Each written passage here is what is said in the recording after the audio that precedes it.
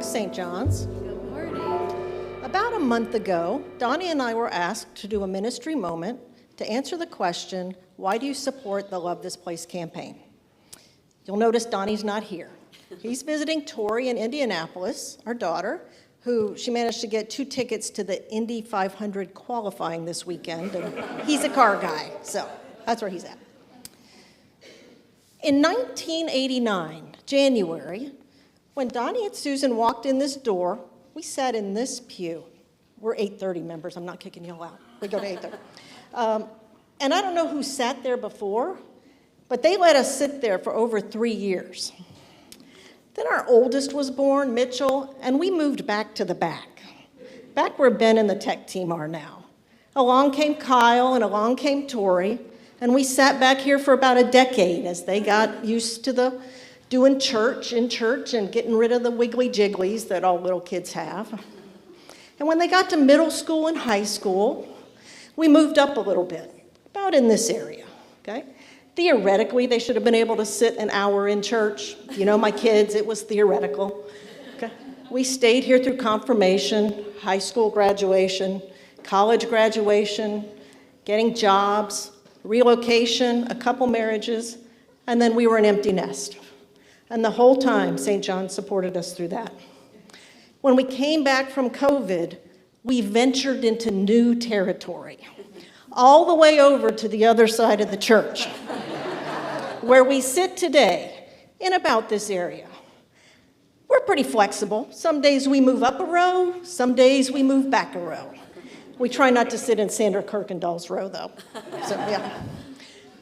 And through this whole time, St. John's has supported us. Now, I suspect our last service at St. John's is going to be up here in some form, where we're saying our last goodbye. And you know what? There's going to be somebody sitting over there in our row, our pew, because church families change over time. I want to tell you a story. Back in 2024, Donnie and I went on our 3rd mission trip to Cuba. We worked at a church that was doing major renovations.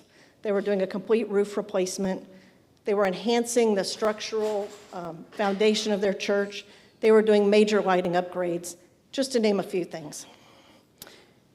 During the sermon, or one of the Sunday services they have many in Cuba on Sunday, the pastor unfurled a banner that he had up on the wall behind the altar. And it translated to, "We are doing very important work here." And pastor spoke on the topic to answer the question, why were they spending money on the building when there were so many needs in the Cuban community? And he was very passionate about answering that question, that through their buildings and through their campus, they were able to support the mission. They were able to help feed and teach and provide assistance during hurricanes, and that the important work that the church in Cuba was doing was not the physical work on the building, but the mission work that was allowed because they had the campus there. And for the last 65 years, St. John's has been doing important work too. And we continue to do important work. We have had feeding missions. Chad talked about the pantry. We've had Sunday school. We've had worship. We've had fellowship activities, marriages, funerals, confirmations, so many. We can't name them all. But over time, St. John's has continued to grow. As our church has grown up, we've grown and changed, even our facilities. Do you think our founding members ever thought we'd have 2 big TVs hanging on the wall in front of the sanctuary? I don't think so.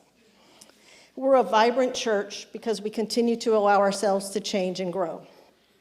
And to continue to do our very important work, we're going to have to find ways to be innovative, to serve our community, to generate revenue, and to reach neighbors who aren't comfortable stepping foot into a sanctuary.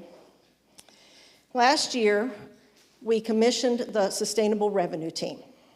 The mission of that team is to lead St. John's toward faithful innovation and long-term sustainability. Our work has included brainstorming ideas for revenue opportunities, meeting with Reverend Brady Witten to understand what First Church is doing, and visiting St. Margaret's Episcopal Church a similarly sized congregation who's doing some of the same discernment process about revenue generation.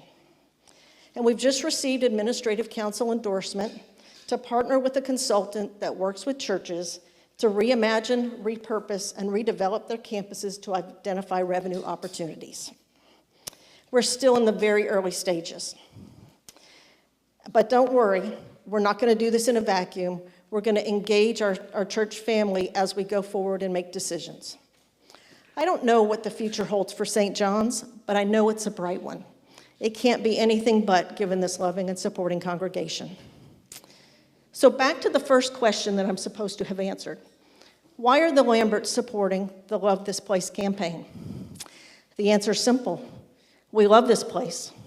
You're our family, and you've supported us for the last 37 years.